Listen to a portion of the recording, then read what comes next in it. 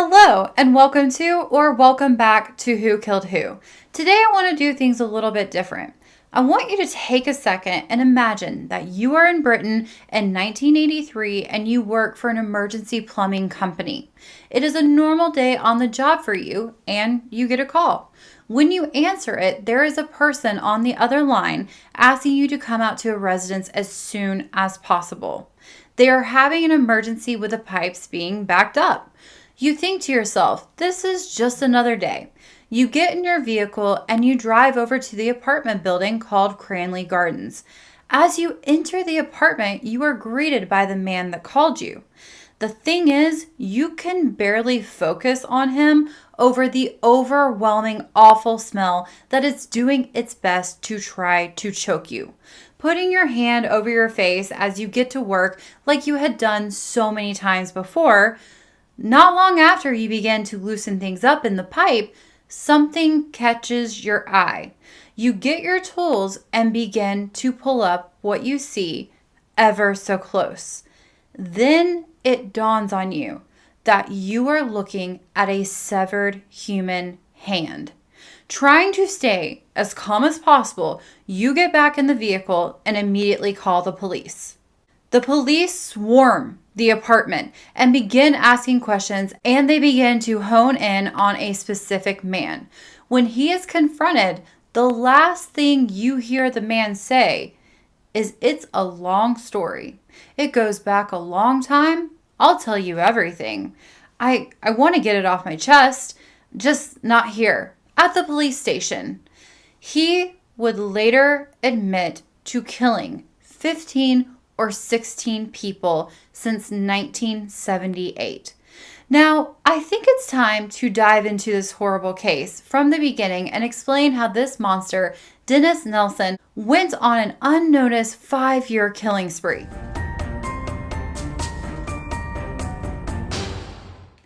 Dennis Nilsen was born on November 23, 1945 in Fraserburgh, Scotland. His mother was Scottish and his father was a Norwegian soldier. His father was gone most of the time. This led to his parents splitting and his father basically abandoning the family, meaning that Dennis, his older brother, and younger sister were mainly raised by their mother and their maternal grandparents. Several reports have come out that his mother rarely showed him any attention and almost never touched him. Yet she doted over his siblings. He felt neglected by everyone except for his beloved grandfather. His grandfather was by far his favorite person and best friend. Although he was a fisherman and out on the water a lot, when he came back, he would spend a lot of his time with Dennis. It was the normal thing for his grandfather to take him on a walk along the shore and tell him his tall tales from his fishing adventures. And as a young boy, Dennis lived for this time with him and when his grandfather would also take him out fishing. But then one day he stopped coming, and his mother downplayed the severity about what was going on and then very sharply told Dennis, "Do you want to go see your grandfather?" And he said, "Of course." So his mother brought him into the kitchen, and his grandfather was in a casket, passed away. His mother then sharply told him that he had passed away from a heart attack. Little Dennis didn't even know that he was not well. In later interviews, Dennis thinks back to the moment at the funeral when he was looking at his grandfather laying peacefully in the casket and thinks that he somehow meshed love together with death. After that moment, Dennis notably changed and was labeled strange by many, even his own siblings. He began to become more and more withdrawn. Another thing that happened is after that, he had gone swimming by himself alone at the shore, and he actually had gotten pulled under by a wave, and a young boy rescued him at the last moment. But that moment of him almost drowning kind of seemed to stick with him later in life that we will get to. So while Dennis was entering his teenage years, he began to wonder if he was into men over women. This was very confusing to him, and he grew shameful. At this time, being gay was still illegal and very looked down upon. Making things worse, his older brother would pick on him about it, causing him to only withdraw further. Lost and having no idea which way to go in life and wanting to get away from all that he knew. In September of 1961, at the age of 15, he joined the British Army. He was placed in the Army Cadet Force and was enlisted for 9 years, and then he got promoted another 2 years. So it was 11 years total in the Army. Working as a cook, he excelled, took special interest with learning how to butcher and dismember animals in the most efficient ways. He also noticed that being around so many men, he began enjoying taking their pictures, but while they were sleeping. This led to many fantasies. He was realizing that his perfect type of man was one that was unconscious. At this time, he did not act on his urges that continued to grow and was still able to keep his sexuality a secret. After his time in the military, he joined the Metropolitan Police, thinking that it would be a natural transition for him. Unfortunately, though, he hated it. With the Army, he had had friends, but in the police, he never felt so alone, and he only lasted a year. It was during this time that he started drinking a lot, and for the first time, he started going out to gay bars, needing companionship, and had his first meetings with other men. You see, London was a metropolitan, obviously, and they were a lot more lenient when it came to homosexuality, and a lot more people supported it. So he actually could go out there and experience who he truly was that he had been hiding. He had filled his void of being so lonely, but he still needed a job and became a civil servant at the job center. He actually would help others find jobs and was really good at it. Being in London still, there was also a much bigger scene that he could go and experience, but he was getting to the point that he no longer wanted a one-night stand. For the first time in his whole life, he entered into a relationship. At the age of 30, Dennis had begun dating a 20-year-old named David Gallicham. The two decided to move in together into a ground floor apartment at 195 Melrose Avenue. At first, Dennis was so happy to have a constant companion, but after about a year and a half, the two men constantly began arguing, and the relationship ended with David moving out and pretty much abandoning him. This is really where everything changed for Dennis. Being abandoned again, he spiraled into darkness. He wanted a relationship again, but he did not have the social skills that were needed in wooing a partner. On the evening of December the 29th, 1978, he met a 14-year-old boy named Stephen Holmes at a bar. He was aware that the young man wanted a beer, but couldn't get one. Dennis saw his opportunity and pounced, not only feeding him alcohol at the bar, but inviting him back to his apartment for more. Once he had him back in the apartment, Dennis let his dark desires come to life, and he saw him fall asleep, and he didn't want Stephen to ever be able to leave him when he woke up. He went behind Stephen and put a necktie around his neck, and he pulled until Stephen lost consciousness. Dennis then put Stephen's face in a bucket full of water until Stephen was no longer alive. Dennis now had a new flatmate that wouldn't argue back with him, and he washed his body and then redressed him. He then took care of him for about a week until the smell and the bloating started. Once he had had no option, he tried to hide him. He placed Stephen under the floorboards of his apartment. The body stayed there close to 8 months. Dennis decided to take what was left of Stephen and burn it in a bonfire out back in his garden. Thinking ahead to cover the smell, Dennis also burned a tire so the smell of rubber would be very strong. This would staple itself as Dennis's MO, or modus operandi.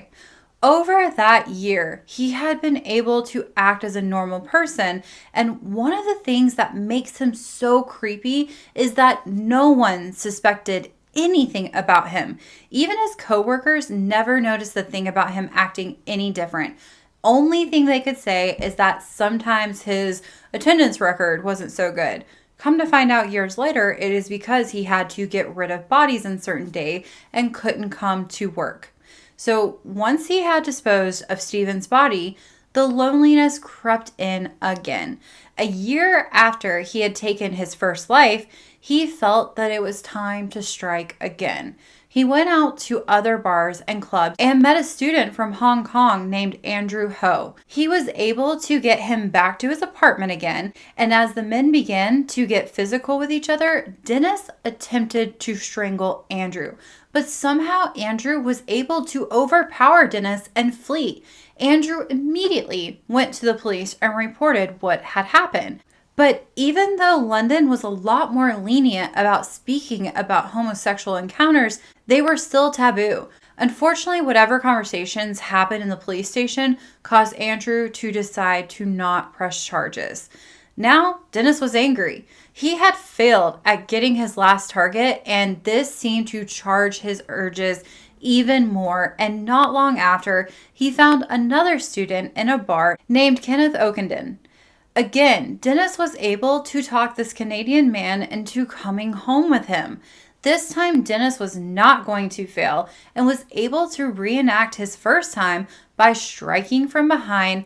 After Kenneth was no more, he did the same ritual with bathing him and decided this time to take Polaroid pictures of him after the fact, very similar to the pictures he had taken in the military, and it gave him a massive rush. When the time came again, Kenneth was placed underneath the floorboards. After Dennis had experienced this rush, there was no slowing down, and even though he still had a body under his floorboards, he was right back at hunting again and found his third victim, a 16-year-old named Martin Duffy. The same events as before ensued, but the difference with this one was he still had a body in the floorboards, so this time he had to put Martin in a cupboard. Over the next several months in 1980, Dennis would go on to find, lure, and end 5 more lives. These men were somehow all stuffed under his floorboards. Later in interviews, this sick man could only remember the name of one of these 5 men, and that was of 26-year-old William Sutherland. Unsurprisingly, having at that time 7 bodies now in the small apartment, the smell was terrible. I cannot even fathom how many insects they would have tracked. He had to do something quickly, and he had already been putting deodorant in his floorboards and spraying bug spray twice a day, and decided to go and burn all of the bodies together and again mask the smell with tires. It has been reported that the neighborhood kids that had been out late had no idea what he was up to, and they went and danced around the fire. My morbid mind immediately begins thinking, I know the burnt rubber smell is very strong, but other people lived in this building, and I can't help but think, could they not smell the people? And if my neighbor was burning a massive fire in the middle of the night, I personally would ask questions. So yeah, I would be that nosy neighbor. Anyways, the story just continues to get darker. Through all of his spree, he learned that the younger men and the boys were easier to persuade and control. Once the apartment had been cleared out, he would go on to end another 4 men at the same residence. And again, out of these 4, the only one he remembered was his final victim here, and that was a 23-year-old named Malcolm Barlow. Now, this is when he began his dismembering, and he stored Malcolm in his kitchen sink. This was now around the middle of 1981. I am sure his neighbors would have had to have been complaining about him. The horrible smell, the weird noises, the random bonfires. His landlord actually came to him and asked him to move out so he could renovate and modernize his apartment, offering to pay him £1,000 to move out. I have heard too that the landlord didn't like him, didn't want him there, so he literally paid him to leave the premises. And I can't help but wonder if the landlord knocked on the door and Dennis had to walk out into the hallway for this conversation. Because when this was going on, he currently still had 4 bodies hidden in the apartment. Knowing that he had to vacate, he burned all of the evidence for the 3rd time. He quickly found another apartment at 23 Cranley Gardens. This was a nice place, but it was further into the inner city in London, and he no longer had access to a garden in the back. The most normal way to think would be maybe I should stop this horrible path and reevaluate my life. But no, of course not. He could not stop doing what he was doing. So shortly after moving in, he was right back to it and took a 23-year-old John Howlett to his new apartment and did the same thing to him as he had the others. He just couldn't help himself. This is the time when Dennis began to make little mistakes. 21-year-old Carl Sauter had gone back to Dennis's apartment and had become very inebriated. He passed out on the floor in a sleeping bag.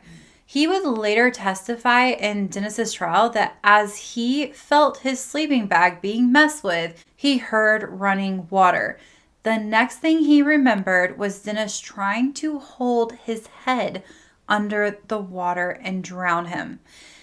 He did think he drowned him, and Carl laid there acting as if he hadn't, and then Dennis noticed he was breathing and started doing life-saving measures on him and acted as if he saved his life, but Carl knew that he had tried to kill him. So he acted normal, and then as soon as he had an opportunity, he fled the apartment, saving his own life. It was now 1982. Dennis had fully submerged into a monster. The only way to get rid of the bodies that were becoming piled up in his residence again was to dismember them and begin pushing all of the squishy parts down his toilet, flushing it over and over again. He now would go walking down the street and picking his victims out by just looking at someone and knowing that he wanted to end them. His social skills had only grown in one area, being able to talk someone into coming up to his apartment. His next victim was 27-year-old Graham Allen. He offered to make him lunch, and while at his apartment eating an omelet that Dennis had prepared for him, Dennis came up behind him and attacked. It took Dennis 3 days to dismember all of Graham, and all the while keeping his remains in his bathtub as he would go part by part. Finally, in 1983, his hunting spree would come to an end with his last victim. 20-year-old Stephen Sinclair had been wooed the same way in as the others. As morbid as the thought is, it was his body parts that would finally block up the drains, calling out the plumbing service. When the police had entered the building, their noses led them to his apartment. After some quick small talk, they asked Dennis straight out where the rest of the body was, full well knowing from the smell that there were still remains close by.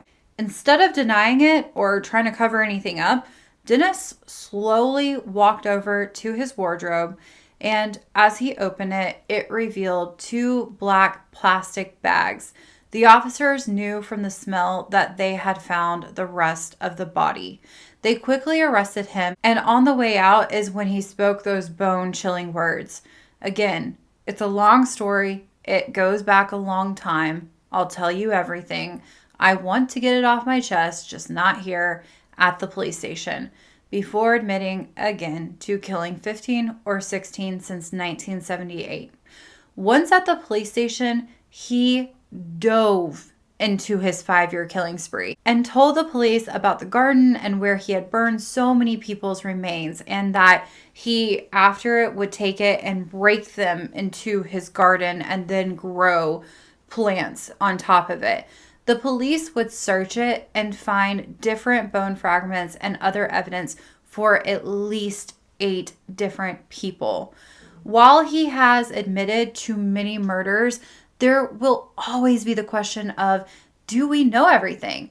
He was able to get away with all of the dark acts because back then at the time, the police did not investigate much in the gay scene, and the victims that he picked were many times transients and people that when they were missing, people wouldn't notice them missing.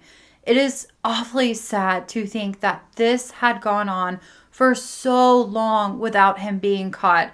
Had he not blocked up the drains, how many more victims would there have been? And one of the policemen was interviewing him, and he asked him if he would have ever stopped. And Dennis had no intention of stopping and said, there could have been 150 before I died. I would never have stopped. Dennis was finally sentenced to life imprisonment on November 4th, 1983. The police were only able to get enough evidence to charge him for 6 counts of murder and 2 attempts. Thankfully, in December of 1994, the court changed it into a whole life tariff, meaning that no matter how long he lived, he would never set foot out again as a free man. Dennis Nilsen passed away on May 12, 2018 due to a pulmonary embolism. And while I am glad that this beast is no longer alive, it begs the question, was he born this way? Was it nature versus nurture? If he had been raised in a different home, would he have turned out the same way? This man became one of Britain's most prolific and heinous killers ever. What things do you think could have been done to stop him and catch him earlier? I would really love to hear your input on this one because this one really baffles and haunts me after doing so much research into it. So please let me know your thoughts in the comment section down below. Please do not forget to like and subscribe, and I will see you next time where we find out who killed who.